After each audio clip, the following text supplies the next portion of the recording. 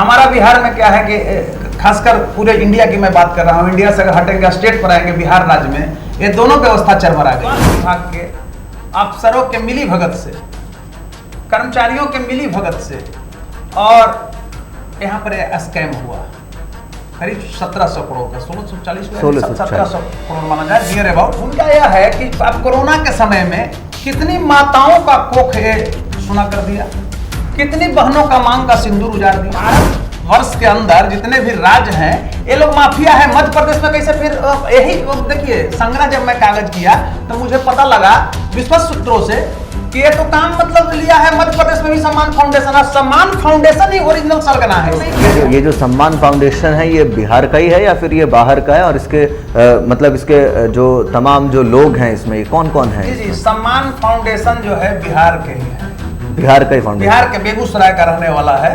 अभी पूरा उसका हमारे पास आया है कागज, थोड़ा हम भी अध्ययन करेंगे। क्षेत्र में विकास के कार्य हुए थे कि नहीं? कुछ नहीं हुआ है, 5 वर्ष तक जहानाबाद नहीं गया। नमस्कार, आप देख रहे हैं NBC 24 और मैं हूं आप सभी के साथ ब्रह्मचारी आशीष।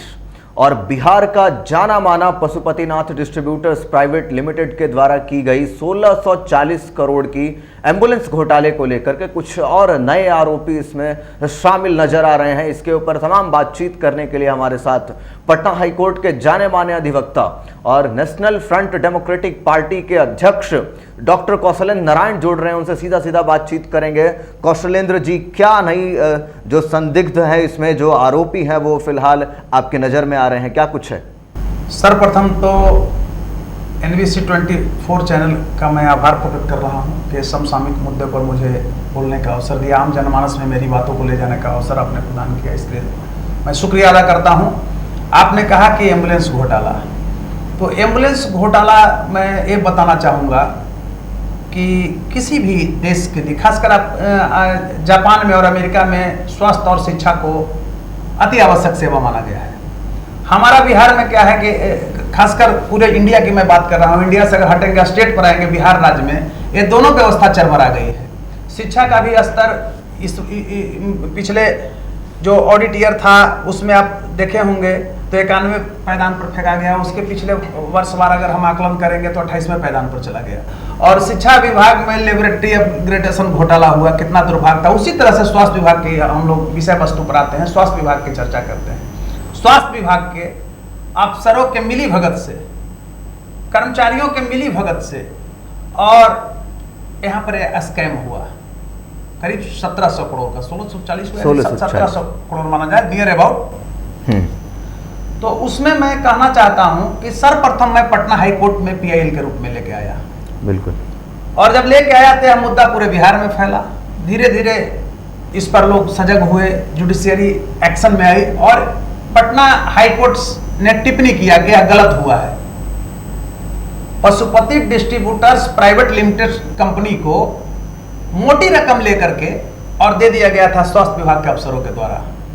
उसमें कर्मचारी हो, अफसर हो, जो भी हो, उस पर मेरा टिप्पणी नहीं है, लेकिन स्वास्थ्य विभाग के मिली भगत से दे दिया गया। हुआ क्या, ये बहुत बड़ा मैं मुद्दा आपको बता रहा हूं कि स्वास्थ्य विभाग का जो अफसर का ईमेल है, सरकारी ईमेल जो है, उसके द्वारा पशुपति डिस्ट्रीब्यूटर्स प्राइवेट लिमिटेड को एक ईमेल भेजा गया।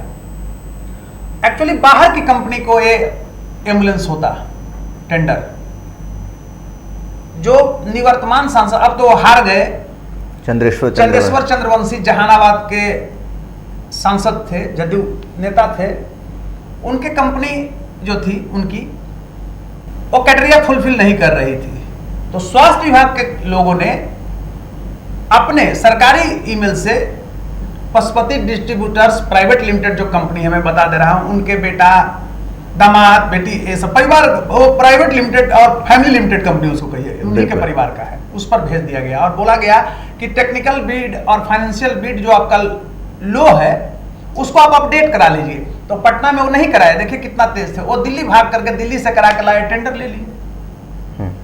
एक चीज और मैं बता रहा हूं, ये 1640 जो कहते हैं नियर अबाउट 1700 करोड़, 1700 करोड़ का मामला नहीं है, उसके पहले भी यहाँ ये लोग एम्बुलेंस का काम किए हैं। उसका भी एक सरगना सम्मान फाउंडेशन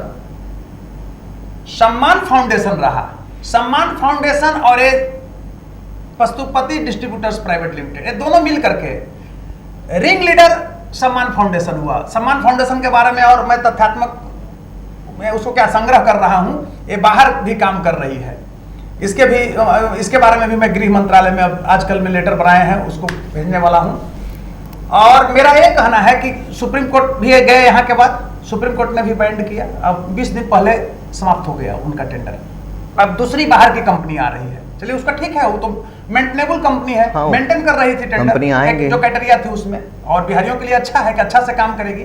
देखिए पत्रकार महोदय, ब्रह्मचारी जी, मैं एक चीज कहना चाहूंगा आपको सर्वप्रथम कि यह किसी एक जाति एक धर्म का मामला नहीं है, एक जिला का मामला नहीं, पूरे बिहार से जुड़ा हुआ है। 14 करोड़ आबादी इफेक्टेड है, स्वास्थ्य से जुड़ा हुआ मामला है, इसमें जाति धर्म से ऊपर देखा जाता है। कौशलेंद्र जी, मेरा सवाल ये था कि जिस तरीके से इसमें नए और संदिग्ध के पकड़े जाने के आसार हैं, वो क्या है? जी जी, मैं वहीं आ रहा हूं, 2 मिनट हम इंगित कर रहे हैं। हाँ, एक भूमिका बांध, एक भूमिका दे रहा हूं। भूमिका यह है कि अब कोरोना के समय में कितनी माताओं का कोख सुना कर दिया, कितनी बहनों का मांग का सिंदूर उजाड़ दिया। इसको आप समझिए, समझने की जरूरत है। हुआ क्या कि एम्बुलेंस में जो जा रहा था उसको ऑक्सीजन, तो ऑक्सीजन भी लगा हुआ ना, सब बेच दिया था प्राइवेट के हाथ। एम्बुलेंस में ये लोग सही समय पर एम्बुलेंस दिया भी नहीं, कुछ घबराहट से अटैक किया, सांस लेने में प्रॉब्लम, ये मारा हजारों हजार माताओं और बहनों का कोख और सिंदूर ये लोग मिल करके खत्म किया है। कभी भी यहां से माफ, ऊपर वाला नहीं माफ करेगा, एक ऊपर वाला भी है, इसके सबूत भी हैं। हाँ, सबूत भी है। और मैं इस लड़ाई को इसलिए आगे बढ़ा रहा हूं, मैं स्पष्ट रूप से कह रहा हूं कि वैसे लोग जो है उनकी आत्मा को शांति मिले और समाज ऐसे लोगों का चेहरा देखे।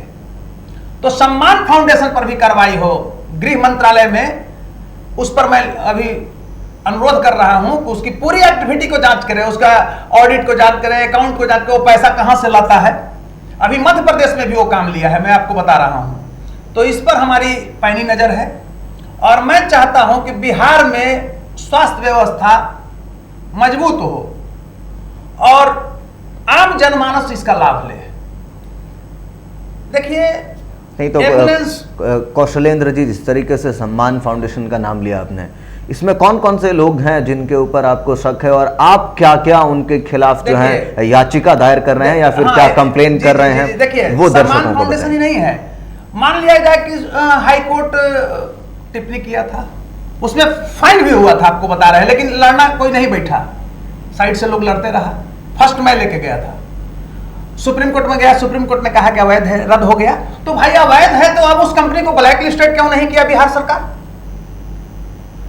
चाहे केंद्र भारत वर्ष के अंदर जितने भी राज्य हैं, ये लोग माफिया है। मध्य प्रदेश में कैसे फिर यही देखिए, संग्रह जब मैं कागज किया तो मुझे पता लगा विश्वस्त सूत्रों से कि ये तो काम मतलब लिया है मध्य प्रदेश में भी सम्मान फाउंडेशन है। सम्मान फाउंडेशन ही ओरिजिनल सरगना है इसका। तो सम्मान फाउंडेशन मध्य प्रदेश में कैसे कार्य कर रही है? किसकी है? एक गृह मंत्री जी के ये जाना चाहिए, अभी तो नहीं है, बनने वाले जो नए गृह मंत्री आएंगे उनको मतलब लेटर हम भेजने जा रहे हैं। प्लस न्यायपालिका के शरण में जा रहे हैं कि दोनों जो है, एक एनजीओ है और एक प्राइवेट लिमिटेड कंपनी है एंड फैमिली लिमिटेड कंपनी, मतलब टिप्पणी मैं कर रहा हूं, तो एक ब्लैक लिस्टेड क्यों नहीं किया गया?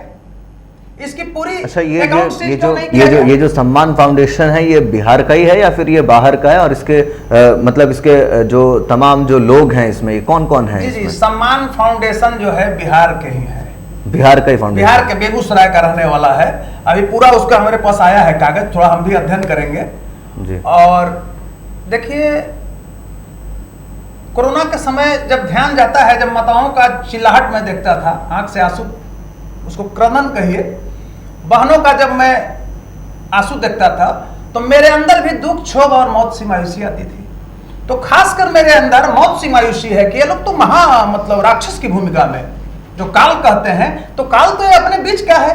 तो ऐसे काल नेमी जो है, इसको कड़ी से कड़ी सजा होनी चाहिए। और हम बिहारियों के अस्मिता और जो एक परंपरा रही है आपसी सहयोग का, देखते होंगे कि मृत्यु के समय, बीमारी के समय दुश्मन भी जाता है लोग। चंदेश्वर चंद्रवंशी तो चुनाव भी हार गए हैं कौशलेंद्र जी अब की बार। देखिए, चंदेश्वर चंद्रवंशी चुनाव इसलिए हार गए हैं, आप इस चीज को मानिएगा कि बिहार के लोग जागरूक हो। देखिए आप, मैं क्या यही मुद्दा प्रभावी रहा या अब ये फिर तो विकास देखिए, वगैरह भी था? ये हम नहीं कह सकते हैं, इसलिए कि हम इस केस को लड़े हैं और हम ही कहें कि हम ही हरा दें, तो मैं सस्ती लोकप्रियता नहीं लेना चाहता हूं। नहीं, मतलब आप ग्राउंड पर रहे, आप जहानाबाद से ही आते हैं, तो ऐसे में आपको क्या लगता है, विकास के कार्य में भी बाधित था या फिर यही मुद्दा जो प्रभावी था? कारण तो जरूर रहा, गांव गांव हुआ उनका कि भाई एम्बुलेंस का, लोग पैसा एम्बुलेंस का खा गया, घोटाला कर गया, एम्बुलेंस सुविधा नहीं दिया किसी को। लेकिन मेन जो उसमें सरगना है वो तो बच निकल रही है अभी तक। मैं इस पर लेटर बना रहा हूं, जुडिशरी में लेकर के जा रहा हूं, पूरा उसका मेरे पास सब आया है कागज, और कुछ कागज आजकल में आ जाएंगे। मैं स्पष्ट कहना चाहता हूं, आप पूछ रहे हैं कि चंदेश्वर चंद्रवंशी चुनाव हार गए, उससे मेरा मतलब नहीं है, लेकिन मैं भी एक जिम्मेवार नागरिक हूं, एक मताधिकार का मुझे भी एक मत तो है ना मेरा। तो मैं ये जरूर अनुरोध किया था कि ऐसे गुंडा, इसको गुंडा कहिए, मवाली कहिए, अब बताइए जी, ये 9-9 10-10 पेट्रोल पंप रखे हुए हैं। अच्छा, क्षेत्र में विकास के कार्य हुए थे कि नहीं?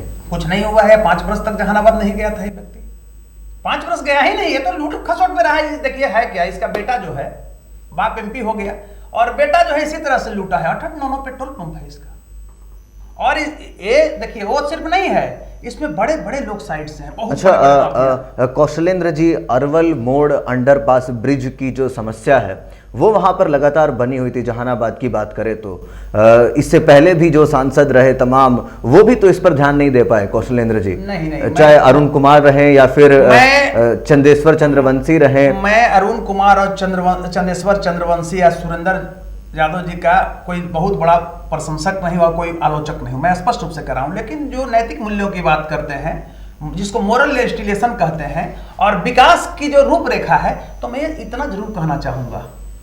तो यानी कि इस मुद्दे में अब आप कड़ा संज्ञान लेने जा रहे हैं? वहां पर अभी जहानाबाद के प्रसंग पर आप हैं, तो इतना जरूर कहना चाहूंगा कि अरुण कुमार ने जहानाबाद में बहुत काम किया था। नक्सल प्रभावित जहानाबाद था, स्पेशल पैकेज 350-400 करोड़ ला करके जहानाबाद के जितना विद्यालय आप देख रहे हैं, अरुण, वो बिल्डिंग बिहार सरकार फंड से नहीं बना है, स्पेशल पैकेज के तहत बना, वो अरुण कुमार का देन था।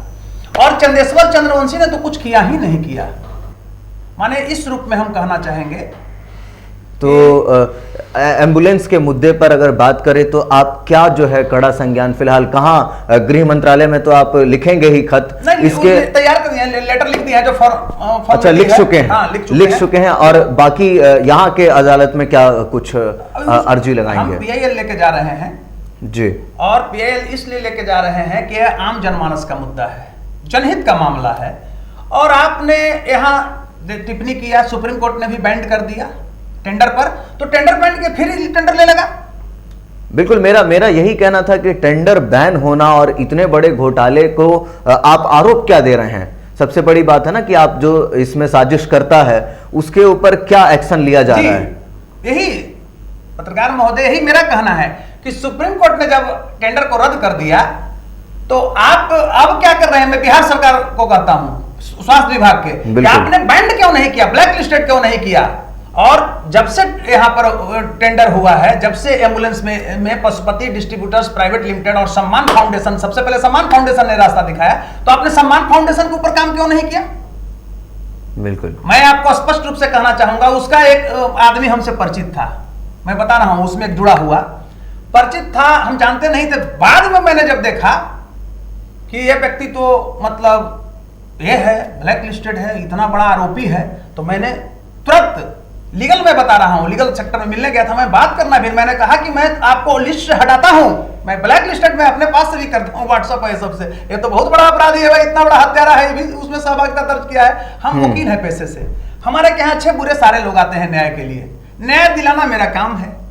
तो हम तो भाई, जैसे कोई अपराधी पकड़ा गया, कहीं भी जेल चला गया, तो वो साधु है, संत है, अपराधी, इसकी हम नहीं करते हैं, हम जज साहब के सामने रखते हैं, ऑनरेबल जस्टिस महोदय के पास रखते हैं उस चीज को, बिल देना ना देना काम है। लेकिन अगर जानते हैं कि इतना बड़ा ये है, तो हम लोग के भी अंदर ह्यूमैनिटी होता है। बिल्कुल, तो सब कुछ पैसा ही नहीं है, फीस ही नहीं है। देखिए स्पष्ट मैं कह रहा हूं, ऐसे तो मैक्सिमम मुकदमा मैं फ्री में गरीब गुरुओं की लड़ता हूं, लेकिन अपना भी रोटी के लिए तो फीस लेते हैं ना, तो मैं वो फीस को भी तिलांजलि देता हूं, फाइल को वापस कर देता हूं। तो मैं एक चीज कहना चाहूंगा आपको पत्रकार महोदय, पूरे एक कौशलेंद्र का सिर्फ कोई मेरे पिताजी का पैसा नहीं था, जहानाबाद के लोगों का पैसा नहीं थे, पूरे बिहारियों का पैसा। बिल्कुल, तो ये पूरे बिहारियों को रुलाया है, पूरे बिहारियों को माताओं बहनों का जो कोख सुना हुआ है, मांग का सिंदूर जो उजड़ा है, उसका करदम तो किसी न किसी परिवार किसी गांव में जरूर पहुंचा है। कोरोना के समय कितना लोग मर गए, डेड बॉडी को जलाया नहीं गया, फेंक दिया गया, आप देख ही रहे होंगे जो घटना हुआ। तो ऐसे राक्षस नहीं के महाराक्षस को किसी भी हालत में यहां के लोग को सामाजिक स्तर पर और जुडिशियरी को बकसना नहीं चाहिए। और जो हम आशा रखते हैं ऑनरेबल पटना हाई कोर्ट से कि अब इसमें जो बच गए हैं उनको भी सजा होगी। और मैं मध्य प्रदेश गवर्नमेंट को भी लिखने जा रहा हूं, मैं स्पष्ट रूप से आपको कह रहा हूं, और वहां का भी मंगाते हैं कि ये जब यहां ब्लैक लिस्टेड हुआ है तो इसकी पूरी प्रोफाइल को जांच कीजिए। चलिए, तो सुप्रीम कोर्ट ने फिलहाल पशुपतिनाथ डिस्ट्रीब्यूटर्स प्राइवेट लिमिटेड पर रोक लगा दी है। ऐसे में सबसे बड़ा सवाल है कि बिहार सरकार ने अभी तक ब्लैकलिस्ट क्यों नहीं किया है। इसी के साथ साथ सीधा सीधा कह रहे थे कौशलेंद्र नारायण कि मध्य प्रदेश में भी जो कामकाज जिन्होंने उठाया है उसके ऊपर भी कई सवालिया निशान खड़े करने वाले हैं। इसी के साथ साथ पटना हाईकोर्ट और गृह मंत्रालय को भी इसकी सूचित जानकारी दी जाएगी कि इसमें किस तरीके से सम्मान फाउंडेशन की संलिप्तता जो है वो मिली है। तो ऐसे में इन तमाम मुद्दों के ऊपर एक खास बातचीत पटना हाईकोर्ट के बड़े अधिवक्ता, जाने माने अधिवक्ता डॉक्टर कौशलेंद्र नारायण से। बहुत बहुत धन्यवाद। देखते रहिए NBC 24। कमेंट सेक्शन में अपनी प्रतिक्रिया जरूर व्यक्त कीजिए, क्योंकि आपकी प्रतिक्रिया हमारी ताकत है, सच की ताकत है। धन्यवाद।